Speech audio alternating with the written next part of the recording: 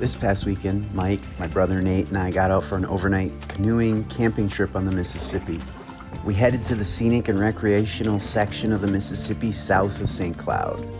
This stretch of river is known for its beauty, lack of development, and wildlife, with many islands to explore. Our plan was to start at the Beaver Island put in and paddle about 20 miles over 2 days, camp overnight at Boy Scout Point, and take out at Snuffy's Landing.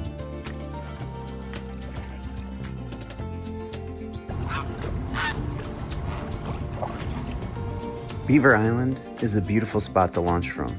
It's just below the dam, and the area is a maze of channels around and through wooded islands, perfect for exploring. Part of a large, undeveloped stretch of river between St. Cloud and the Twin Cities. The Beaver Islands were named by explorer Zebulon Pike in 1805 during his exploration to find the source of the Mississippi River. Pulling me upriver. Despite the name and its history, I didn't see any beavers, but I did see a lot of great blue herons. It's got to be like 2 feet. It's a catfish.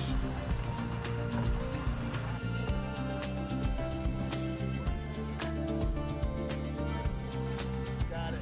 All right. Wow.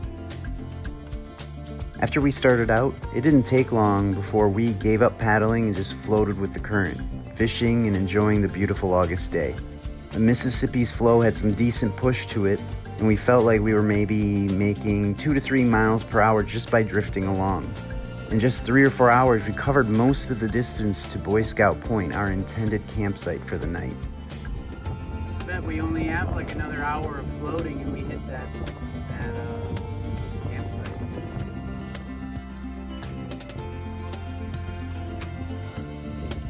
Other than the catfish I caught, I think we were mostly catching bass. Nate and Mike caught the most. I must not have been setting my hook well enough because they kept spitting my hook out.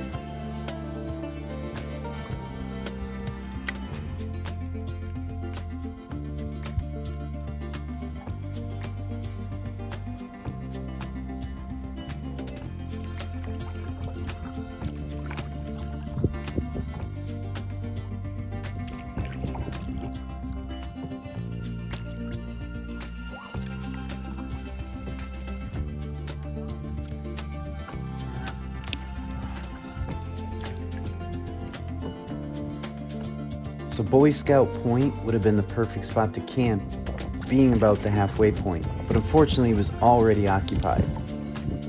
Hi. Is there a campsite coming up? Is there a campsite coming up? Are you guys camping there?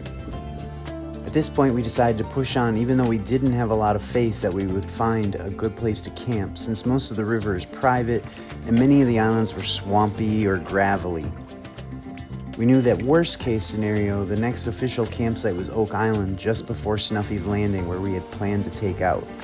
We stopped fishing, started paddling and looking for a place to make camp.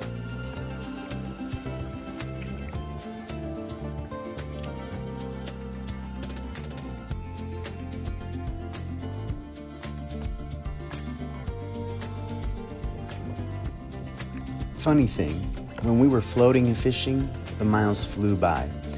But as soon as we decided we needed to paddle to find another campsite, the river seemed to slow down and often look like glass.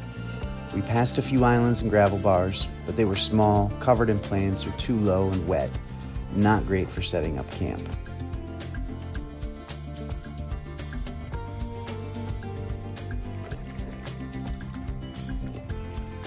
Luckily, near Clear Lake Township, the river doglegs left and we found a decent gravel bar around the corner with a stretch of sand on the backside. It still had plenty of gravel on it, but it was big enough to spread out, had room for a campfire, and the water was shallow and great for swimming.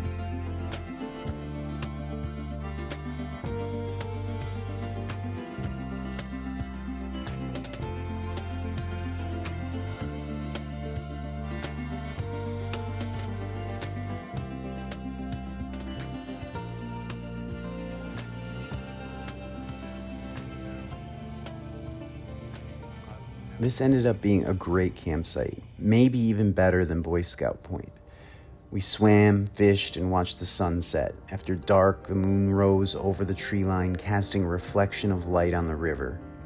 The next morning, we took it slow. Nate and Mike had a great time fishing right from the island. They caught bass and some carp and even a turtle.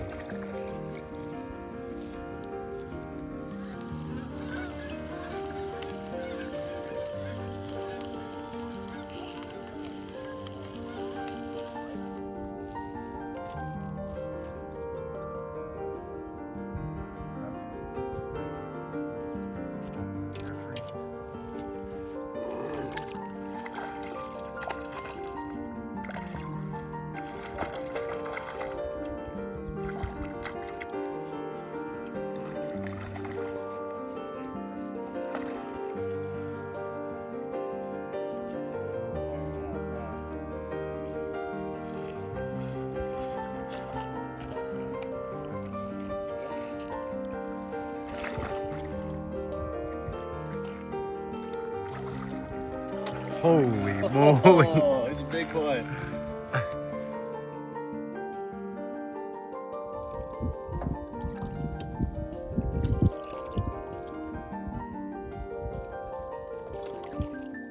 From camp, we only had about 5.5 miles to go to get to Snuffy's Landing. We were in no rush, so we floated a lot of it and continued fishing. It's amazing that this section of the Mississippi is still so undeveloped. With all the development around the Twin Cities and up towards St. Cloud, I hope we can protect this river and keep it this way for people to enjoy.